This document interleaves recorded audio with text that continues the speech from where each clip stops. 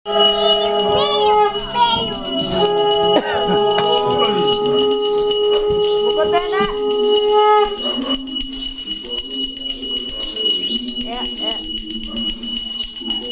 দে না, খোলো খোলো খোলো। আই মুখে দে না।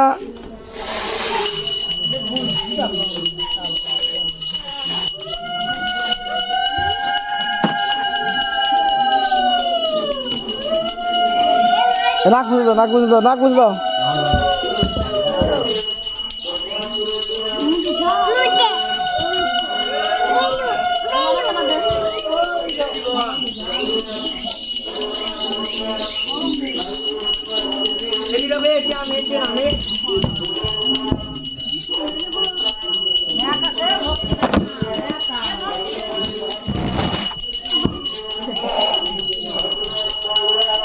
খুশি খুশি খুশি।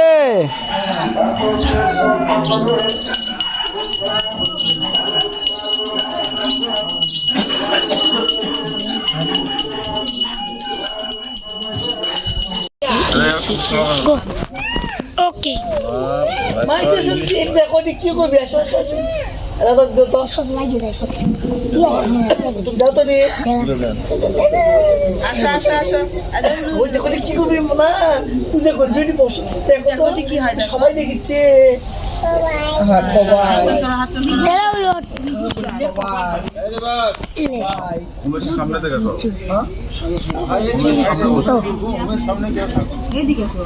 ঘুড়ির লাগানো ঘুড়ির লাগানো সবাই মাও আছে। এ লড়া আমি বলে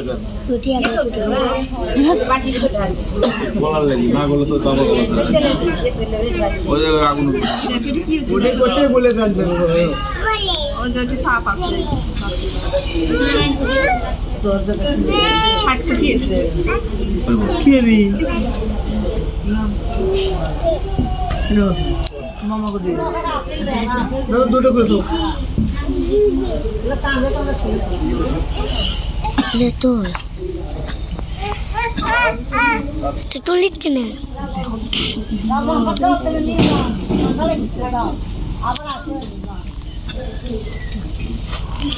মাছ আনবি আমি দুই যে আমি আমার ঘরে মাছ মারলে ওইকে যাবি না, এটা সাইড দেন দিচ্ছে এখন বর্তে আছে এখন শনিদেব আছে।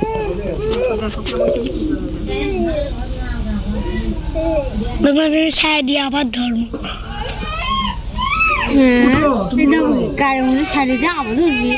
কারামত আগে ছায়া দিবে যাবি নাই প্রথম তখন আমার হাত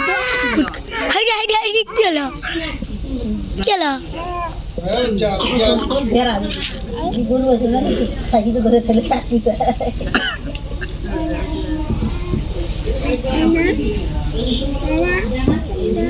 তুলিস করলো দেশত করলো খুঁজুর তো উঠিচ্ছে এর থেকে উচিত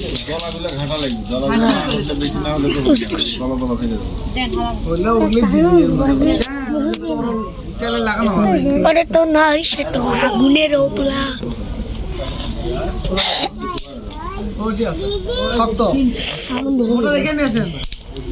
তোরা আগে যখন আমাকে আগুন ধরে তুই তখন আসতো পুরো আগে দেখতে তুই আমার সবাই দেখছো সবাই তুই আমার আগে হচ্ছে 3 মাসে তোর বোন আমার মেয়ে সত্য কিনারে মনে হচ্ছে কি খালি বেলুন বেলুন তোকে আমি টেকা দেবো, তুই যা করিস করিস, তুই বেলুন আনিস।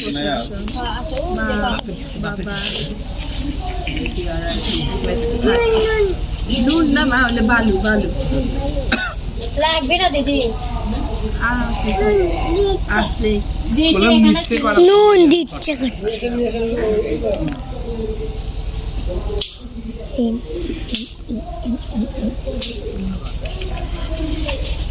আছে টিয়া লাগবে না হট করে নিয়ে আসেন তো ওলে ওলে এটাও লাগবে না দেখেন নি কেমন না লাগতে পারে ঠাকুরের বেলপাতা আমরা যে পলিথিনে 4 মিনিট ও খুশি আগুন পড়ে তো দোষে তো আগুনের অভিলা রে কুলে গির না হয় তেল যে দেখ দেখ তুই করলে পরে দেবো বলে কিন্তু দায়িত্ব পালন কর দেখ তোলে তেল নাকি আবার দলে খুঁড়ার মধ্যে তেল নয় দেখ কেনটা ঘি আমরা ঘি দিয়ে ভাত খাওয়ার মজা ঘি আর ভাত ভালোই লাগে ঘন্টা বুঝে গেল বসি পিছনে মামা জয়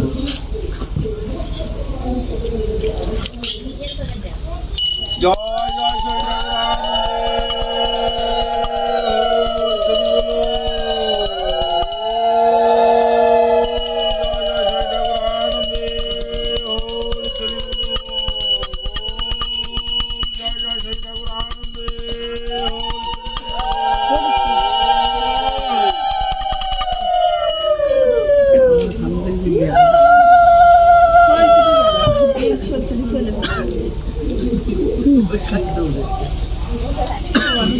খালি ইয়ে লড়াই দুপুর লাগবে না লুকে থাকতে যা আর কিছু খাওয়া যাবে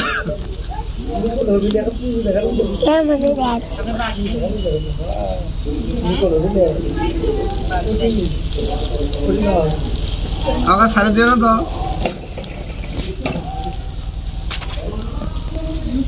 ভালো করে ভিডিও কর ভিডিও করার সুযোগ দেখ মানে দেখিস না কিছু নাই ও আমি গেলে 14 মিনিট পর্যন্ত ভিডিও করছি আর মোটি করছি চুপ করে থাকা 14 মিনিট পর্যন্ত ক্যাঙ্কা সেটা ঠিক এটা হয় হ্যাঁ বুদ্ধি মাথায় এতই বুদ্ধি হয় এতই বুদ্ধি কব না আমি কেটা হয় কেটা হয়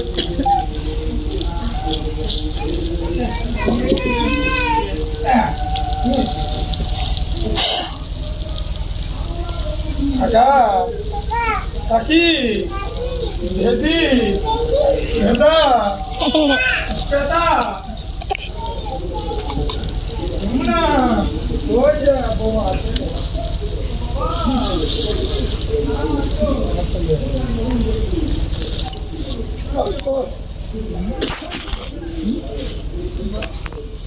সে কবি এটা অন্য এখন আছে না না না তো রাখো ওই ব্যাটারি জলে ফেলে দাও তো মামাই নে বাবা না মামা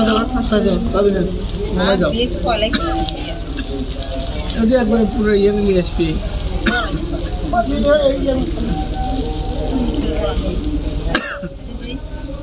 ছোট ব্যাটারি করে তুলে নিয়েছো আমার 3 বার লোক পড়ছে কুন্ডি আমার ইংরে একবার 3 বার লোক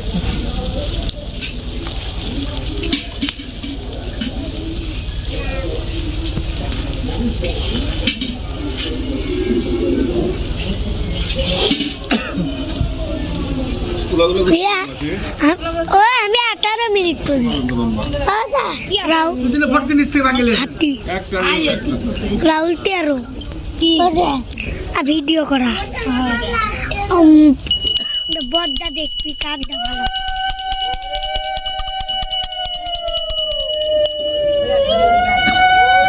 তুমি 18 মিনিট করবে আর রাহুল 13 মিনিট না ওই কোসা 13 মিনিট আমি করছি মরছু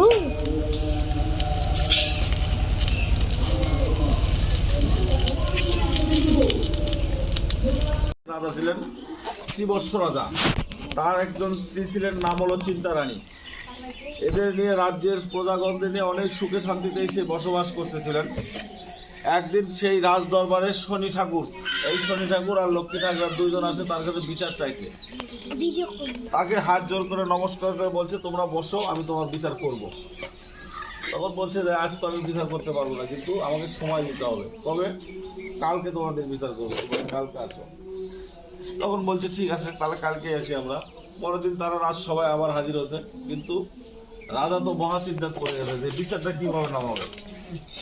চিন্তা করতে করতে রাত্রি পয়া গেছে। পরের দিন যায় রাজ কর্মচারী করে সবাইকে বলছে যে তোমরা একটা কাজ করো, কি একটা সোনার সিংহাসন, একটা রূপার সিংহাসন, দুটার সিংহাসন সবাই স্থাপন করবা, কাপড় দেওয়া ভাবে পেতে দেবে যে কোনটা সোনা কোনটার উপাদান টেনে না পাওয়া যায়। তখন তারা ট্রাই করছে, কিন্তু সিংহাসন দুটো এমন ভাবে সাজাছে যে চন্দ্র সূর্য কিরণ দিচ্ছে, ঝকমক ঝকমক করতেছে, কিন্তু কোনটা সোনা কোনটার উপর টের পাওয়া যাচ্ছে না, কাপড় দিয়ে আচ্ছাদন দেখে দিছে। তখন তারা পরের দিন আবার রাজসভায় আসছে, সবাই নমস্কার করে বলছে যে বাবা তোমাদের সিংহাসনে বসো, আমি তোমাদের বিচার করবো আজকে। ঠিক ঠিক ঠিক ঠিক। তখন তারা সিংহাসনে যা বসছে, স্বর্ণের সিংহাসনে যা বসছে শনিদেব, রূপা সিংহাসন শনিদেব, আর স্বর্ণ সিংহাসনে লক্ষ্মী দেবী বসে বলছে আমাদের হাতে সময় কম, বিচার করো। তখন রাজা বলছে প্রভু আমি আর তোমাদের কি বিচার করবো, তোমাদের বিচার তোমরা নিজেরাই করে বসছো, আমি আর কিছু বলতে পারবো না। তখন বলছে কেন? সিংহাসন থেকে বস্ত্রটা টান দিয়ে দেখো যে কে বড় কে ছোট। সিংহাসন থেকে বস্ত্র টান দিয়ে দেখে শনিদেব উপর সিংহাসনে বসে আছে আর লক্ষ্মী দেবী স্বর্ণ সিংহাসনে বসে আছে। তাহলে বড় কে হলো? লক্ষ্মী, সোনা। এখন সবার মাঝে সবার সামনে যদি শনিদেব অপমান করে, শনির মাথা কি ঠিক থাকে? শনি তখন বলছে যে শ্রীবর্ষ রাজা, আমি সবাই আমাকে পূজা করে, আমি সবার বড় ঠাকুর, কিন্তু তুমি রাজা হয়ে আমাকে অবহেলা করলা, লক্ষ্মী তুমি বড় বানালা। ঠিক আছে, এর প্রতিদান তোমাকে আমি দেবো। কি প্রতিদান দিবে? তোমার রাজ্যপাট যা কিছু আছে সবকিছু ধ্বংস করে দেবে, তোমাকে কিছুই রাখবো না। তখন লক্ষ্মী দেবী বলছে, দেখো তো বলে শনিদেব রাগান্বিত হয়ে চলে গেছেন এর থেকে, রাজদরবার থেকে। লক্ষ্মী দেবী বলতেছে তুমি কোনো চিন্তা করো না, আমি তোমার সাথে সবসময় ছায়ার মতো লেগে থাকবো, মানুষের ছায়ার মতো মানুষের সাথে চলে, ওরকম তোমার সাথে চলবো। কিন্তু শনিদেব অভিশাপ দিয়ে গেছে, অভিশাপ আমি তোমার খণ্ডন করতে পারবো না। তখন এরকম থাকতে থাকতে কিছুদিন যাওয়ার পরে রাজ্যের ভিতরে নানা বৃষ্টি, খরা, মাঠ ঘাট গাছ গুছালি শস্য কোনা যা কিছু আছে সব কিছু পুরা ছারখার হয়ে যাচ্ছে। রাজা তখন ছদ্মবেশ ধারণ করে বাড়ি বাড়ি ঘুরে যে আমার প্রজারা কেমন দিন পার যাচ্ছে। প্রথম বাড়ি যায় দেখেছে তারা শূন্য হাড়ি চুলের পুড়ে দেখে জল বয়লিং করে, ভাতের চাউল নাই, ফসল হলে ভাতের চাউল বদল খায়। তখন সে রাজা এভাবে গোপন হয়ে দেখে এসে রানী বলতেছে, রানী আমার সম প্রজাগণ অনেক কষ্টে আছে, আমার রাজ্যে দুর্ভিক্ষ দেখা দিছে, আমি এই রাজ্য ছেড়ে বনবাসে চলে যাব, তুমি তোমার বাবার বাড়ি চলে যাও, আমার সাথে তোমার থাকলে শনি অনেক কষ্ট দিবে। তখন সে কি করবে? রানী তো নাসর বান্দা না, তোমাকে স্যার আমি তিল পরিমাণ সরবো না, তুমি যেখানে যাবা আমি সেখানেই থাকবো, আমার সেখানে একটু তেল দেন মিস করে, তারপরে বাকি নিয়ে বেরোবে। তখন নারী তখন যে ধরেছে তখন বলছে ঠিক আছে তাহলে একটা কাঁথা সেলাই করো। কাঁথা বলতে কি সাধু বৈষ্ণবের ঝোলাটি আছে না, ওরকম ঝোলা তখন তৈরি করছে। তৈরি করে কি করবো? এটা তৈরি করতে সোনা দানা মানিক মুক্তা হীরা জহরত যা কিছু সব তুলে নাও, যাতে আমরা বেঁচে কিনা খাইতে পারি। তখন ওই অবস্থা নিয়ে রাত্রি যখন গভীর, মানুষ ঘুমিয়ে নিচু, মানে গভীর রজনীতে স্বামী স্ত্রী রাজ্য জায়গা চলে যাচ্ছে বনবাসে। যাতে যাতে কিছু দূর যাওয়ার পরে একটা নদী, নদীর একুল ওকুল দেখা যাচ্ছে না, ওই নদী না পার হলে রাও যেতে পারছে না। তখন তো রাজা চিন্তাযুক্ত হয়ে গেছে, বাবা এই নদী না পার হলে তো আমি পার হতে পারবো না। তখন চিন্তাযুক্ত হওয়ার পরে দেখে যে মাঝ পথে একটা নদী নৌকা আসতেছে, কিন্তু সেটা হলো শনিদেব মাঝি রূপ ধারণ করে একটা ভাঙ্গা নৌকা নিয়ে আসতেছে। আচ্ছা জিজ্ঞেস করতেছে বাবা তোমরা কে গো? এত রাত্রে নারী সহ কোথায় গমন করতেছো? কিন্তু চিনতেছে শ্রীবৎস রাজা। তারপরেও সে জিজ্ঞেস করতেছে। তখন বলছে আমি শ্রীবৎস রাজা, প্রাগ দেশের অধিপতি। শনির দৃষ্টিতে আমার রাজ্যে দুর্ভিক্ষ দেখা দিয়েছে, তাই আমি রাজ্য ছেড়ে বনবাসে চলে যাচ্ছি। মাঝি ভাই তুমি কি আমাকে একটু পার করে দিবা? হচ্ছে পার তো করে দেবো, তোমরা দুইজন আর তোমাদের ওই ঝোলা, এটা না যদি আমার নৌকা দুটো আমার ভাঙ্গা তরি ডুবে যেতে পারে। তাছাড়া এক কাজ করো, ওই তো টোবলাটা আগে দাও, মানে ঝোলাটা আগে দাও, ওটা আগে পার করে দিয়ে আসি, তারপর তোমার দুজনে পার করো। আর স্বামী স্ত্রী তখন দুজনে বুঝছে, বুঝে টুঝে ঝোলাটা আগে তুলে দিচ্ছে। যেই নৌকা তুলে দিছে, নদী নাই, মাঝিও নাই, নৌকা। শনিদেব ওদের কষ্টে টাকার জন্য তখন শ্রীবৎস কাছে দেখছো শনিদেব সব করে মাঝির রূপ ধারণ করে এসে আমার সবকিছু সর্বশান্ত করে নিয়ে গেল। তার চেয়ে তুমি বাপের বাড়ি চলে যাও, কেবল কষ্টের নমুনা দেখা দিচ্ছে, আরো তো কষ্ট দিবে, বহুত কষ্ট দিবে। তখন সে তার কথা, আমি তোমাকে তিল পরিমাণ সরবো না, যত কষ্ট দিবে আমি শনি সবই সরব। তখন এরকম থাকতে থাকতে গেছে, যাই একটা বনের ভিতর বাস করা শুরু করছে। সেই বনের ভিতর থাকতে থাকতে ধীবর নামে একটা মাঝি আছে। এই মাঝিটা সকাল থেকে ওই একটা নদীর মধ্যে খেয়াল দিচ্ছে, একটা মাছও পড়ে না। তখন শ্রীবৎস রাজা বলছে, হে দেবর মাঝি, তুমি যে সকাল থেকে খেয়াল দিচ্ছ, কয়টা মাছ পড়ছে? বলছে একটাও না। বলছে এবার খেয়াল দাও, মাছ পড়বে। তাহলে তোমার যদি আমি কই সুভাষ এটি 10 টাকা লাগাও, 10 টাকা তুমি 500 টাকা পাবো। তুমি যদি আমার কথা শুনে লাগাও, 500 টাকা যদি পাও, তুমি কিছু দিবে না যে দাদা চা খাওয়ার জন্য 50 টাকা দিই, দাদার কথা শুনে 500 টাকা পেলাম। তো ওই রকম আর কথা শুনে তখন খেয়াল দিয়ে মাছ যখন করছে, তখন একটা মাছ মাছটা নিয়ে তুমি রান্না খাও। কিন্তু তো রান্না খাওয়ার কোনো বাসন কুসন কিছুই নেই, বনের ভিতর থাকে, বনের ফলমূল খায় থাকে। তখন শ্রীবৎস রাজা মাছটা নিয়ে এসে স্ত্রীকে দিচ্ছে, দিয়ে বলছে চিন্তারানী এই মাছটা পুরে আমাকে আগুনে পুরে আমাকে খাইতে দাও। তখন রানী মাছ পড়তেছে আর মনে মনে দুঃখ প্রকাশ করতেছে যে যে রাজাকে আমি 50 রকম তরকারি দেওয়া হাত দিচ্ছে, মানে রেশম মুছে দেই, সেই রাজা মানে আসো মুছে দেই, সে দুঃখ প্রকাশ করতেছে, কাঁদতেছে এবং মাছটা পোড়াচ্ছে। মাছ পুরো যখন শেষ হয়ে গেছে, পাশে নদী আছে, নদীতে মাছটা ধুতে গেছে, মাছটা লাভ ধুতে জলে চলে গেছে, পোড়া মাছ পেলে গেছে, খাওয়া আর হলো না। তখন শনিদেব ওখানে দৈব বানিয়ে দিচ্ছে, বনমাঝে পাতি হচ্ছে সুখের সংসার, পোড়া মাছও পালিয়েছে ইথাকে বা আর বনমাঝে পাতি হচ্ছে সুখের সংসার। স্ত্রী ছাড়া করিব তোমার পাগলের পাড়া, অসন্তুষ্ট হলে গ্রহ এই তার ধারা। শনি যদি তোমার কোপ দৃষ্টি পড়ে, শনি 7.5 যদি তোমার কপালে লেগে যায়, তাহলে তোমার সংসারে অশান্তি অল টাইম লেগেই থাকবে। তোমার কথা সাধারণ শুনতে পারবে, সাধারণ কথা তুমি শুনতে পারবে না। তুমি কামাই করতেছে এদিকে 10,000, অন্যকে যা দেখবে তোমার 1 টাকাও নেই।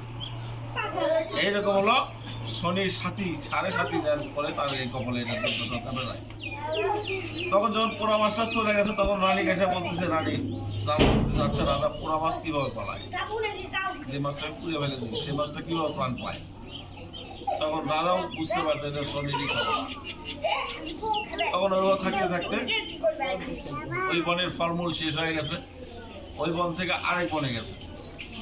সেই বনে আছে কিন্তু কাঠুরিয়া, কাঠুরিয়া কাঠ বেচে তা রাজা নিয়ে গেছে বনে কাঠ কাটবে। এখন কাঠুরিয়া এই বড় বড় বোঝা বাঁধতেছে, কাঠুরিয়া রাজা দেখে অস্থির হয়ে গেছে, বাবা এত বড় বোঝা আমি তো বাবু দিয়ে দেবো, আমি রাজা বানব, মাসিক সারাদিন হুকুম দিয়ে কাজ করাচ্ছি, আমার তো এই বোঝানো সম্ভব না। তখন ওই কাঠুরিয়া বলছে, বাবা আমার চন্দন কাঠ চিনে দাও, চন্দন কাঠ বেচবো আর খাবো। তখন তাকে কাঠুরিয়া চন্দন কাঠ চিনে দিয়েছে, ওই একটু করে চন্দন কাঠ বাজারে বেচে আর নিয়ে এসে খায়। থাকতে থাকতে থাকতে থাকতে একদিন এক সদাগর বাণিজ্য করতে যাচ্ছে, শনিদেব সর করে নৌকা আটকে দিয়েছে সরের ভিতরে দিয়া শনি দৈব বাড়ি দিচ্ছে। এই বনের ভিতর যতগুলো কাঠুরিয়া নারী আছে, তার মধ্যে একজন সতী সাবিত্রী নারী আছে, সেই নারী এসে যদি তোমার নৌকা ছয়, তাহলে তোমার নৌকা যাবে, তাহলে তোমার নৌকা যাবে না। তখন মাঝি মাল্লাক দিয়ে আমার কাছে যায়, যত কাঠুরিয়া বউ আছে সবাইকে রেখে দিচ্ছে, নৌকা ছয়, নৌকা যায় না। সদাগর জিজ্ঞেস করতেছে, সবাইকে এখানে আসছিল, তারপরে কেউ আছে? আছে একজন, তার স্বামী বাড়িতে নাই, স্বামীর অনুমতি ছাড়া সে আসবে না। তখন সদাগর নিজেই চলে গেছে তার কাছে, যা বলছে মা আমার নৌকাটা চড়াত আটকে গেছে, তুমি একটু স্পর্শ করবে, আমার চড়াত নৌকাটা ভাসবে, জলে ভাসবে, তোমাকে আবার সসম্মানে বাড়িতে ছেড়ে দেবো। তখন চিন্তা রানী বলছে যে আমার স্বামী বাড়িতে নাই, আমি স্বামীর অনুমতি ছাড়া যেতে পারবো না। তখন বলছে মা কোনো চিন্তা করো না, তোমার কোনোই ক্ষতি হবে না, তোমাকে নিয়ে যাবো আবার ফিরে যাবো, খালি আমার নৌকাটা স্পর্শ করবে। তখন জয় যখন আশ্বাস দিচ্ছে তখন সে নৌকা স্পর্শ করতে যাচ্ছে, যায় ঠাকুরের নাম স্পর্শ করে যেই নৌকাতে হাত দিচ্ছে নৌকা জলে ভেসে গেছে। আর সদাগর দেখছে এতগুলো কাঠের নৌকা ছিল, কারো হাতে নৌকা ছিল না, আর এই নারী স্পর্শ করার সাথে আমার নৌকা ভেসে উঠছে জলে, তাহলে এই নারী তো মানবী না, দেবী। তাহলে এক কাজ করো, কি করো, পানি সন্দেহ নগদ করো, যদি আমার নৌকা কোনো আমার খায়, তখন তাকে জোর জুলুম করে নৌকা তুলে নিচ্ছে। নৌকা যখন তুলছে, চিন্তা দেবী তখন এই শনিদেবের বাপ সূর্যদেবের কাছে প্রার্থনা করছে যে হে সূর্যদেব, তুমি আমাকে এমন একটা অসুখ দাও যাতে সবাই আমাকে ঘৃণা করে, কেউ যেন আমার কাছে না আসে। তখন শনিদেবের বাপ সূর্যদেব তার বাণীতে সন্তুষ্ট হয়ে তাকে জরাজুতো বেঁধে দিছে। জরাজুতো কি মেয়ের জরায়ুর চিহ্ন সারা শরীর দিয়ে দিছে, ঘৃণা বলিত কুষ্ঠবেদ, কেউ ঘৃণায় ওর কাছে যায় না। ওইভাবে চলে গেল অগ্নিয়া। এদিকে সদাগর বনের থেকে ফিরে আসে, দেখে সব কাঠুরের বউ আছে খালি। তখন ওদেরকে জিজ্ঞেস করছে যে তোমরা সবাই আছো, আমার ঘরণী। তখন ওরা বলছে যে তোমার ঘরণীকে এইভাবে নিয়ে চলে গেছে। তখন সে কিছুক্ষণ দুঃখ প্রকাশ করে কান্নাকাটি করে মনে বুঝতে সে থাকে। থাকতে থাকতে বনের পাশে একটা আশ্রম আছে, সুরভি আশ্রম। সুরভি আশ্রম কি, সুরভি একটা গাভীর নাম। সেই গাভী কোনো বাচ্চা দেয় না, এমনি দুধ খায়, এমনি দুধ হয়।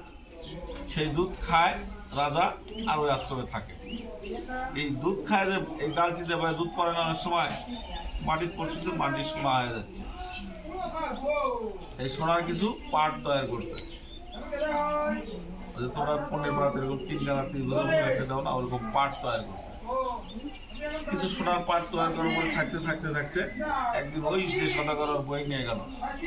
সেই সদাগর আবার ওই ঘাটে দেশে লাগাছে, ওই সুরভি নদীর ঘাটে লাগাছে। লাগানোর পরে সদাগর এই রাজাদের বলছে যে হে সদাগর, তুমি বাণিজ্য করতে যাচ্ছ, আমাকে একটু নিয়ে যাবা কি? আমার কিছু সোনার পাট আছে, আমি তোমার সাথে একটু বাণিজ্য করতে যাবো। তখন বলছে চলো, তোমার ব্যবসা তুমি করবো, আমার ব্যবসা আমি করবো। তখন গেছে, নিয়ে নৌকা তুলে নিছে। মাছ নদীর যায় সোনা দানা দেখে খুব লোক, তাহলে অক্তারে মারা লাগবে, না মারলে তো সোনা দানা পাবে না।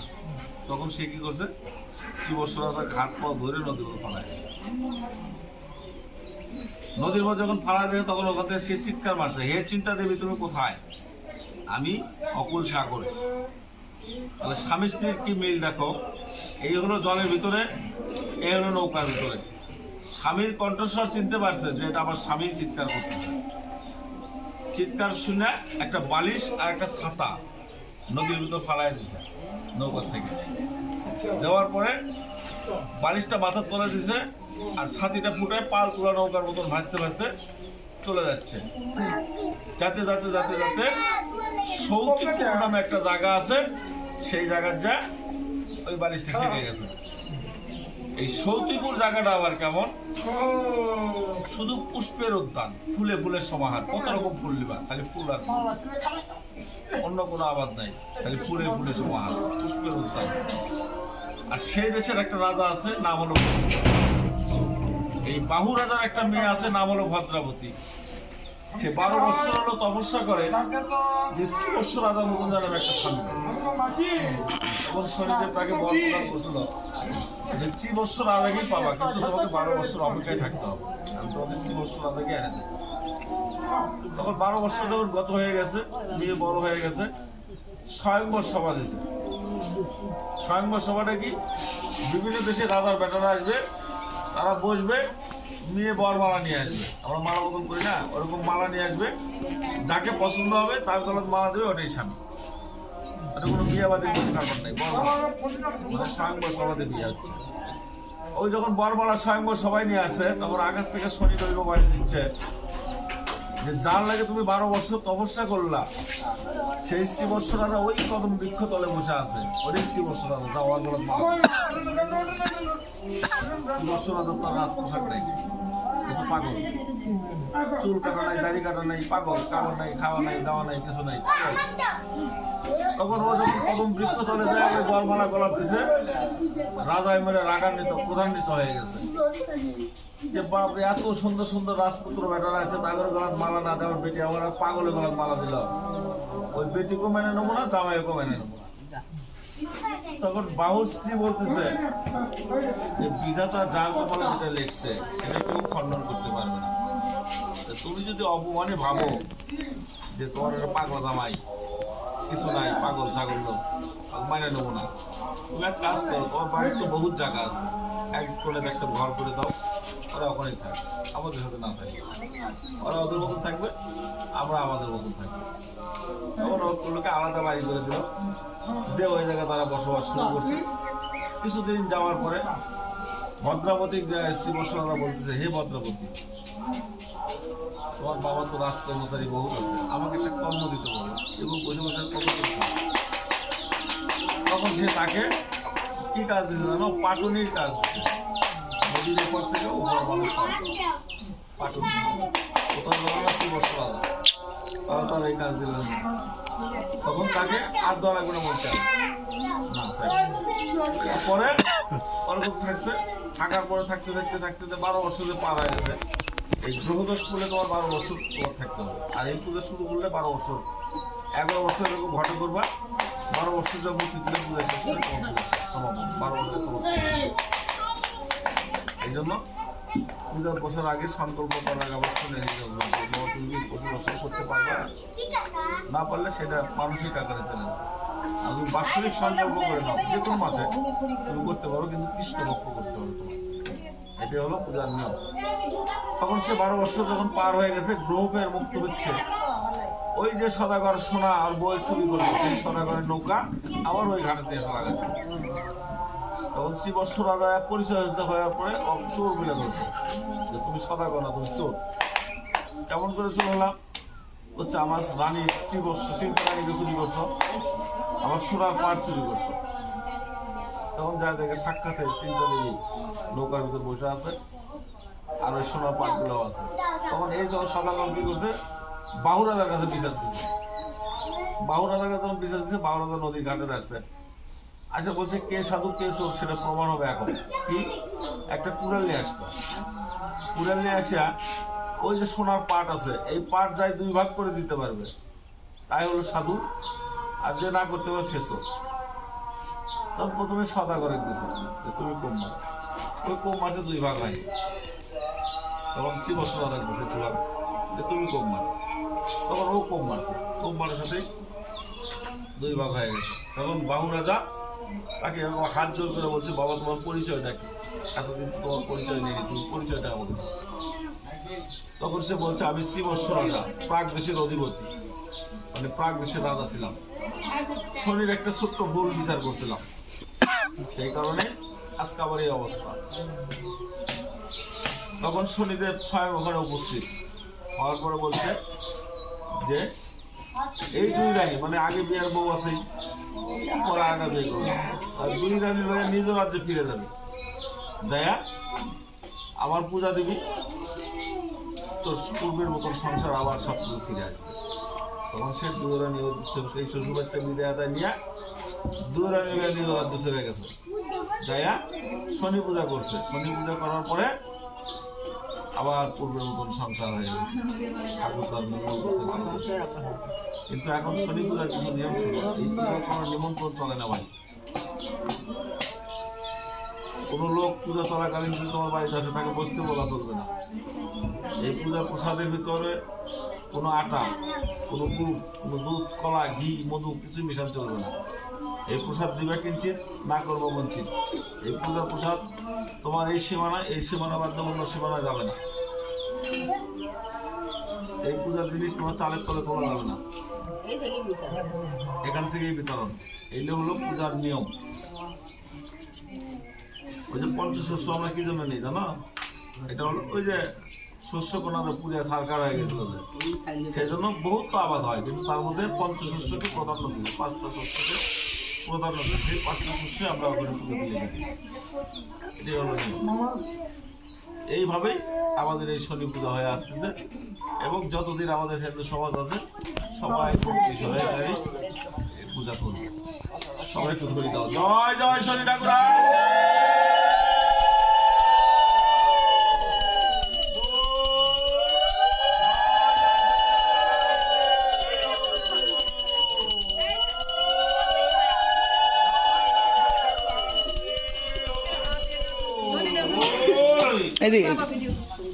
পূজা শেষ হলে অঞ্জলি প্রসাদ খাওয়া হয়ে গেলে এই ফুল, বেলপাতা, পাতিল, ঘট, বিভূতি, ওই দিয়ার, এগুলো সবগুলা জলে ভাসে দিয়ে আসতে হবে।